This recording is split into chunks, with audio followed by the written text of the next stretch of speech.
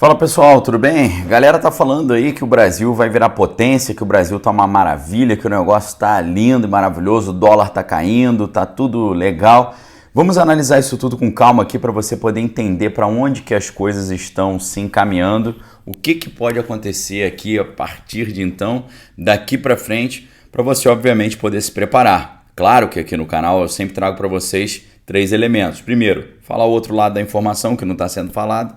Segundo, falar as coisas antes delas acontecerem para você poder se preparar, o terceiro aspecto, ok? Lembrando você que é exatamente isso que eu faço lá no Manual 2023. Você pode acessar no primeiro link aqui embaixo. Você vai vir estudar comigo Realidade Espiritual do Final dos Tempos, Educação Financeira, Jogos de Poder lá fora e como eles influenciam aqui dentro, tá? Sem falar nos livros que estão com descontaço especial. Você tem aí os meus livros, A Beira do Abismo, Geopolítica, Globalismo e Fim do Mundo. Você tem os manuais, o Manual do Conservador e o Manual do Cristão também.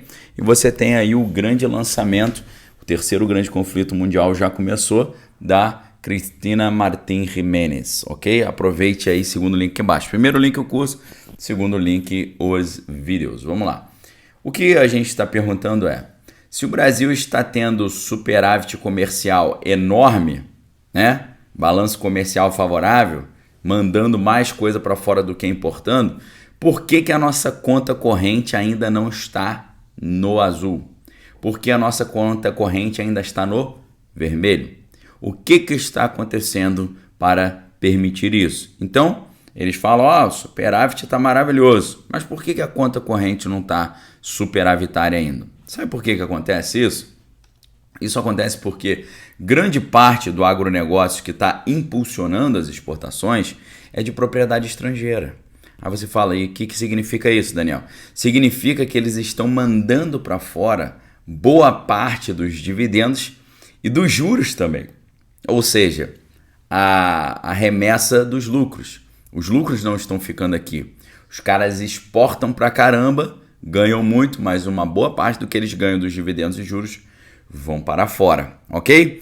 E isso faz com que toda essa profecia aí do alemão Robin Brooks, que ele tem falado que o Brasil vai virar a nova Suíça da América Latina, tudo isso aí nos faz trazer aí uma importante reflexão. Será que isso é verdade?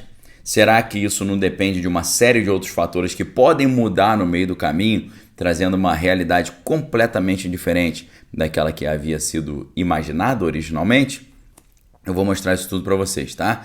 O agronegócio brasileiro está vivendo uma situação assim bem atípica, bem estranha, tá? Por quê? Porque você tem, por um lado, coisas muito negativas para o agronegócio, por outro lado, coisas que podem se transformar em aspectos muito positivos. O que você tem de negativo, por exemplo, então? O dólar, ele tem caído. Aí você fala, mas isso não é bom? Isso é bom para o cidadão comum, né? Agora, para quem está exportando e recebendo em dólar, recebe menos quando faz o câmbio do dólar para o real. Então, o dólar tem caído e isso, na prática, reduz o lucro das exportações do agronegócio. Além disso, o preço dos produtos que o agronegócio exporta está caindo muito. Tem uma queda muito acentuada. Isso faz com que, com dólar mais barato, ele já tenha um lucro menor e o preço dos produtos menor, o lucro vai diminuindo mais ainda. No entanto, tem mais problema, porque a produção tem enfrentado custos muito elevados nos últimos tempos, especialmente em relação aos fertilizantes. Porque você sabe que com a encrenca que começou lá na Europa, o valor dos fertilizantes ficou muito mais caro. Porque os dois principais produtores de fertilizantes no mundo, a gente está falando de Kiev e Moscou, estão envolvidos aí numa grande encrenca. E aquilo ali atrapalha muito a produção dos fertilizantes e faz com que, ficando escassos, eles fiquem muito mais caros no mercado, ok? Então, com todo esse cenário, o dólar menor, o preço dos produtos agrícolas mais baixo e fertilizantes caros, isso reduz em muito a rentabilidade para boa parte dos produtores rurais. Agora, o lado bom é que o Brasil tem experimentado uma safra muito grande, uma safra que pode ser considerada recorde, especialmente nos dois produtos principais que nós mandamos para fora, que são a soja e o milho, tá? Agora, se realmente o Brasil vai virar uma Suíça aí da América Latina, isso segundo Robin Brooks e outros especialistas devido à nossa super fase das commodities, isso vai depender de uma série de fatores, né? De uma série de cenários. A gente tem alguns cenários possíveis aí. Primeiro, se a economia global ela piorar, aí o negócio fica estranho, porque quanto mais ela piora, a tendência é que o preço dessas commodities caia também. Isso traz um grande problema para o agro, uma preocupação ainda maior. Agora, se esse cenário aí de dificuldade global ele se prolongar, com essa redução de preços, elas se acentuando e se perpetuando ali, se alongando no tempo, aí o que acontece? Ganhando menos, preços do produto mais barato, dólar mais barato, fertilizante caro. Somando isso tudo, a gente pode ter um grande problema de descapitalização dentro do agronegócio. E aí isso é um negócio muito complicado. Por quê? Quais são as consequências disso? Se o agronegócio está ganhando menos, ele vai fazer o quê? Ele vai ter menos recurso para investir na safra seguinte. Aí a perspectiva é de que você tenha, num cenário como esse, uma safra mais minguada, ok? Ao contrário da safra recorde que a gente está vendo agora.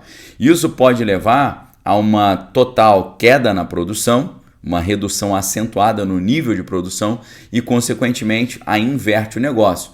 Se você tem uma produção menor, pela lei da oferta e da procura, oferta pequena, procura grande, o preço sobe, o preço dos produtos sobe, fica mais elevado. Isso aumentaria a inflação do Brasil para o ano de 2024, ok? Agora, tem outros fatores nisso tudo aí, tá? Porque uma eventual instabilidade internacional, ao contrário do que está acontecendo agora, faria o dólar subir. O dólar subindo ajuda um pouco aí o agronegócio, tá? Agora, a alta do dólar só vai reverter no final das contas, né, em uma situação positiva para o agronegócio se você tiver um cenário em que a alta do dólar ela for maior do que a queda de preço dos produtos, né? Se isso acontecer, aí sim a rentabilidade do agronegócio poderia ter um aumento, ok? Agora, muitos especialistas estão dizendo que a probabilidade maior de nós termos no cenário global para o curto prazo é que a gente tenha uma queda de inflação tanto nos Estados Unidos quanto no continente europeu. Isso ainda está em dúvida, porque nós não sabemos como será exatamente o desfecho da encrenca que está rolando lá na Europa, mas se a gente tivesse realmente um cenário mais positivo a curto prazo, isso levaria na prática a uma redução mais provável da taxa de juros aqui e depois também lá nos Estados Unidos e na Europa. Isso teria um lado positivo de acelerar o crescimento da economia mundial e isso aumentaria o consumo das commodities ou dos produtos agrícolas nesse caso e o preço desses produtos favorecendo o agronegócio. E agora, a gente tem também um outro aspecto positivo para os otimistas, né? O Dragão do Oriente, ele tem adotado ali algumas medidas que estão fazendo um estímulo à sua economia interna. Com a sua economia interna, não apenas no setor imobiliário, mas na economia propriamente dita, isso deve aumentar a demanda deles pelos nossos produtos agrícolas e isso pode trazer ali uma procura maior, uma recuperação dos preços que estavam caindo nesse cenário atual. Então, nós temos aqui 50% de chance para cada lado. 50% de chance do Brasil continuar capenga e talvez ir para o beleléu, ou situação em que um cenário lá no exterior mais favorável faça com que o Brasil prospere. Qual desses dois cenários que vai acontecer? Você pode perguntar para mim, eu vou falar, depende de como vai terminar a situação da encrenca lá na Europa, se o negócio não evoluir, não escalar para uma coisa mais generalizada ali em termos de encrenca. Talvez se isso não acontecer, pode ser que realmente tenha um progresso aí, mas eu acho difícil da gente chegar realmente a ganhar esse apelido na prática de a Suíça da América Latina. Se caso acontecer, eu ficaria muito feliz. E você? O que você acha? Deixe sua opinião embaixo nos comentários. Forte abraço, fique com Deus.